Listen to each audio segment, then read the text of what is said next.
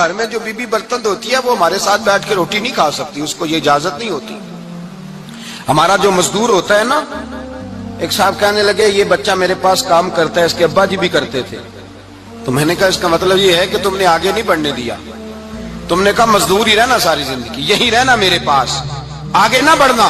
میرے مصطفیٰ کریم سید عالم صلی اللہ علیہ وسلم کے پاس جو لوگ کام کرتے تھے، محنت کرتے تھے، مشقت کرتے تھے، ہمارا ملازم ڈرتا ہے، کامتا ہے، وہ بات کرتا ہے تو صاحب جی کہتے کہتے زبان تھکتی ہے، 100 دفعہ موڈ کو دیکھتا ہے، گالیاں کھاتا ہے بیچارہ، اس کی عزت نفس کو اچھالا جاتا ہے، اس کو رسوا کیا جاتا ہے، اور وہ بیچارہ رات کو رضائی میں منہ دے کے روتا ہے کہ یار میرے نصیب صرف اس لیے کمزور ہیں کہ میں غریب کے گھر میں پیدا ہوا ہوں۔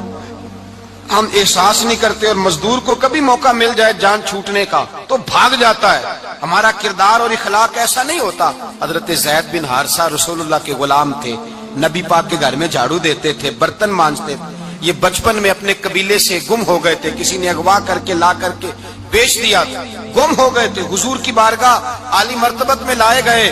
حضرت زید بن حارثہ سارا دن کام کاج کرتے، کوئی آدمی آیا ان کے علاقے کا مکہ مکرمہ، ان کو پہچان کر واپس گیا ان کے قبیلے میں اور جا کے بتلایا کہ تمہارا بیٹا تو محمد ابن عبداللہ صلی اللہ علیہ وسلم کے پاس، اس وقت حضور نے بھی اللہ نے نبوت نہیں فرمایا تھا، ان کے والد حارثہ چچا لینے آئے، اور نبی پاک کے پاس آئے تو 2 تھیلیاں شرفیوں کی بھر کے لائے، کہنے لگے حضور یہ پیسے لے لیں، 2 تھیلیوں میں پیسے ڈالیں، دینار ہے درہم ہے، حضور لے لیں، ہمارا بیٹا دے دیں۔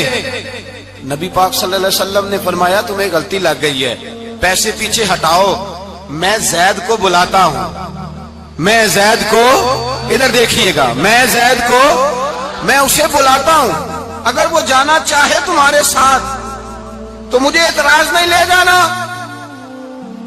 چچا اور باپ کہنے لگے آپ عجیب بات کرتے ہیں، وہ غلامی چھوڑ کے نہیں جائے گا، آپ عجیب بات کرتے ہیں، وہ مزدوری چھوڑ کے بادشاہی اختیار نہیں کرے گا، ہم کھاتے پیتے لوگ ہیں، اس کی ماں ترس گئی ہے اس کو ملنے کو، بہنیں روتی ہیں، وہ جائے گا نہیں۔ میرے حبیب نے فرمایا تم نے ابھی یہ ذائقہ چکھا نہیں، تمہیں اس کا پتہ نہیں، تو میں بلاتا ہوں، اگر جانا چاہے تو پیسوں کی ضرورت نہیں، لے جانا۔ حضرت زید کو پیغام دیا، آئے، حضور نے فرمایا وہ تمہارے والد کھڑے ہیں، وہ چچا ہیں، لینے آئے ہیں۔ جناب زید گئے، باپ کے گلے سے لگے، بچھڑے ہوئے باپ بیٹا ایک دوسرے کو مل کے کھل کے روئے، کہا بیٹا تیری ماں کی آنکھیں پتھر ہو گئی تیرا رستہ دیکھ کے، تیری بہنیں ترستی ہیں تیرے چہرے کے دیدار کو، بیٹا وہ گلیاں بھی روتی ہیں جن میں تو کھیلا کرتا تھا، پر اب فکر کی بات کوئی نہیں، اب کوئی پریشانی نہیں، میں پیسے لایا ہوں تجھے لے جاؤں گا۔ نبی پاک صلی اللہ علیہ وسلم نے دیکھا نا جب باپ بیٹے کی گفتگو ہو گئی، آنسو بہ گئے، بوجھ ہلکے ہو گئے، تو میرے کریم نے فرمایا زید اگر تم چچا کے ساتھ والد کے ساتھ جانا چاہو تو میری طرف سے اجازت ہے، تم جا سکتے ہو۔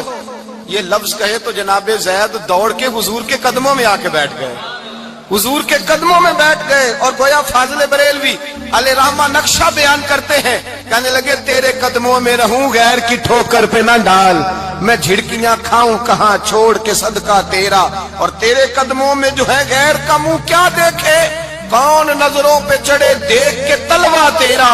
کہنے لگے حضور میں نے نہیں جانا، میں یہیں رہوں گا۔ چچا اور باپ نے دیکھا تو کہنے لگے بیٹا تو غلامی چھوڑ کے نہیں جائے گا، تو ملازمت چھوڑ کے بادشاہی میں نہیں جائے گا۔ تو آپ کے والد کو آپ فرمانے لگے ابا جی ذرا 2 گھڑیاں یہاں رہ کے تو دیکھیں، یہاں 2 گھڑیاں رہ کے تو دیکھیں۔ فرمایا یہاں ملازموں کا وہ اعزاز ہے جو شہزادوں کا ہوا کرتا ہے، یہاں خادموں کی وہ عزت ہے، اور پتہ پھر ان کو مقام کیا ملا، یہ واحد شہابیاں جن کا نام اللہ نے قرآن پاک میں بیان فرمایا ہے، نام اللہ نے قرآن مجید میں بیان فرمایا۔ حضور کا اپنے غلاموں کے ساتھ جو تعلق تھا، اپنے ملازموں کے ساتھ جو رشتہ تھا، بڑا آدمی آتا ہے نا، بڑا آدمی تو لوگوں کی سانس سوکھ جاتے ہیں، اٹھ کے ملتے ہیں، بڑا کچھ کرتے ہیں، مزدور آتا ہے تو لوگ اوے کہہ کے پکارتے ہیں، ان کو خبر ہی نہیں کہ اس شخص کا اعزاز کتنا ہے۔ حضرت انس بن مالک رضی اللہ تعالیٰ عنہ فرماتے ہیں میں چھوٹا سا تھا، میری اماں مجھے حضور کے گھر چھوڑ گئی، میں نے 10 سال نوکری کی نبی پاک کی۔ کتنے سال بولیے؟ 12ویں دن لوگ کہتے ہیں بس بھائی ختم ہو گیا، اب فرینکنس ہو گئی ہے، اب جو مرضی تیرے ساتھ کریں گے۔ 10 سال نوکری کی میں نے، لیکن جناب انس فرماتے ہیں نبی پاک نے کبھی مجھے اف تک بھی نہیں کہا تھا، اف تک بھی نہیں کہا تھا، اف تک بھی۔ حضور نے بھیجا جاؤ فلاں آدمی کو بلا کر کے لاؤ۔ حضرت انس بن مالک رضی اللہ تعالیٰ عنہ فرماتے میں بلانے گیا، بچہ تھا چھوٹا سا، رستے میں بچے کھیل رہے تھے تو میں ان کے ساتھ کھیلنے لگا، محو ہو گیا، مجھے پتہ ہی نہ چلا وقت کا۔ حضور نے جب مجھے بھیجا تو فرمایا جلدی جانا اور جلدی آنا۔ اب مجھے خبر ہی نہیں، بڑی دیر ہو گئی۔ حضور وہاں انتظار کر کر کے خود تشریف لائے۔ کہتے جب نبی پاک آئے تو میں بچوں کے ساتھ کھیل رہا تھا۔ حضور نے جب مجھے کھیلتے ہوئے دیکھا، میری اچانک نظر پڑی تو میرے ہوش اڑ گئے۔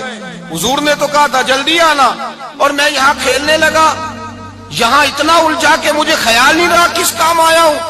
حضرت انس فرماتے ہیں میں ڈرنے لگا، جیسے جیسے حضور قریب آتے میری ٹانگیں کانپتی۔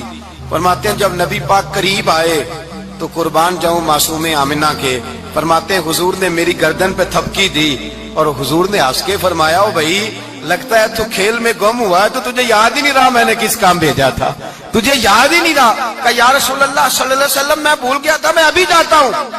کیا انداز ہے، کیا شفقت ہے، کیا رنگ ہے۔ حضور میں ابھی گیا اور ابھی آیا۔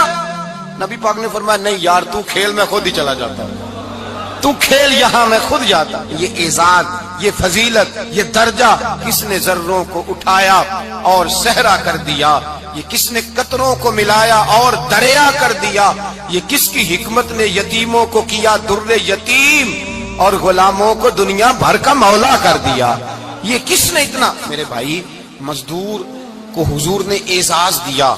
نبی پاک اپنے ہاتھ سے کام کرنے والے کے ساتھ اس نے سلوک کرتے، محبت کرتے، پیار کرتے۔ ایک بوڑھی اماں تھی جو مسجد میں جھاڑو دینے کی مزدوری کرتی تھی۔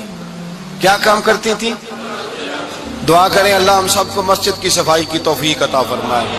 بوڑھی اماں تھی، مسجد کی صفائی کرتی تھی، نوکری کرتی تھی، بیمار ہو گئی۔ بخاری شریف میں موجود ہے اللہ کے محبوب صلی اللہ علیہ وسلم روز تیمارداری کرنے جاتے۔ ایک وقت ایسا آیا کہ دن میں 2 مرتبہ حضور تیمارداری کرنے جاتے۔ ایک شام نبی پاک نے فرمایا اس کا انتقال ہو جائے تو مجھے اطلاع کرنا۔ صحابہ کہتے ہیں رات کے وقت ان کا انتقال ہوا، ٹھنڈ کا موسم تھا، ہم نے حضور کو تکلیف دینا مناسب نہ سمجھا، ہم نے دفن کر دیا۔ سویرے اللہ کے حبیب نے پوچھا تم نے مجھے اطلاع کیوں نہیں دی؟ حضور سردی بڑی تھی۔ کون جاتا ہے مزدوروں کے جنازوں میں؟ کون جاتا ہے مزدوروں کے جنازے میں؟ یہاں تو اب جنازے بھی سیاسی ہو گئے ہیں، اب تو کوئی بہت بڑا امیر آدمی فوت ہو جائے تو وہاں رش ہوتا ہے، وہاں رش ہوتا ہے، غریبوں کا تو جنازہ بھی کوئی نہیں پڑتا۔ حضرت جناب سیدنا ابو ہریرہ رضی اللہ تعالیٰ عنہ فرماتے ہیں حضور نے فرمایا مجھے اطلاع کیوں نہیں دی؟ تمہیں اس کے اعزاز کا نہیں پتا؟ وہ مزدور تھی مسجد میں جھاڑو دیتی تھی، تم نے خبر ہی نہیں دی؟ حضور وصال ہو گیا، فرمایا چلو مجھے بتاؤ قبر کہاں ہے۔ حضور سارا کچھ جانتے ہیں لیکن یہ ساری تمہید اس لیے بیان کی کہ ایک مزدور کی شان واضح ہو جائے۔ فرمایا بتاؤ قبر کہاں ہے؟ صحابہ کہتے ہیں ہم قبر پہ لے گئے تو میرے نبی نے فرمایا صفے بناؤ میں دوبارہ جنازہ پڑھاؤں گا۔ میں دوبارہ جنازہ نہیں ہو سکتا، اس وقت ہو سکتا ہے جب وارث نے نہ پڑھاؤ، پھر دوسرا جنازہ جائز ہے۔ وارث نہ پڑھے تو اس سے پہلے 20 جنازے بھی ہو جائیں تو جب وارث پڑھ لے پھر دوسرا جنازہ نہیں ہو سکتا۔ حضور نے دوسرا جنازہ اس لیے پڑھا ہے کہ حضور اپنی ساری امت کے وارث ہیں، نبی پاک ساری امت کے وارث ہیں۔ فرمایا پر بناؤ صفے میں جنازہ پڑھاتا ہوں۔ مزدور کو اعزاز دیا، پیار کیا۔ حضرت عبد الرحمن ابن عوف رضی اللہ تعالیٰ عنہ فرماتے ہیں ایک دن میرا دل کیا تھا کہ میں غریب ہو جاؤں۔ کیا ہو جاؤں؟ آپ اپنے لیے دعا نہ کریں لیکن حضرت عبد الرحمن ابن عوف کے الفاظ تو دہرائیں۔ وہ کیا کہہ رہے ہیں کہ میرا دل کرتا تھا میں اللہ، ایک دن میرا، بڑے امیر آدمی تھے نا صحابہ میں سب سے زیادہ امیر، فرمانے لگے ایک دن میرا دل کیا میں غریب ہو جاؤں، غربت پسند کر لوں۔ اصل میں غریب کو اپنی شان کا نہیں نہ پتا، اسے جس دن پتہ چل گیا کہ میں غریب کی عظمت کتنی ہے، غریب ہر وقت اپنے آپ کو کوستا ہی رہتا ہے۔ اور میں اکثر کہتا ہوں کہ یہ بڑے کا قصور نہیں کہ اس نے تجھے چھوٹا جانا ہے، یہ تیرا قصور ہے، تو احساس کمتری میں کیوں مبتلا ہوا۔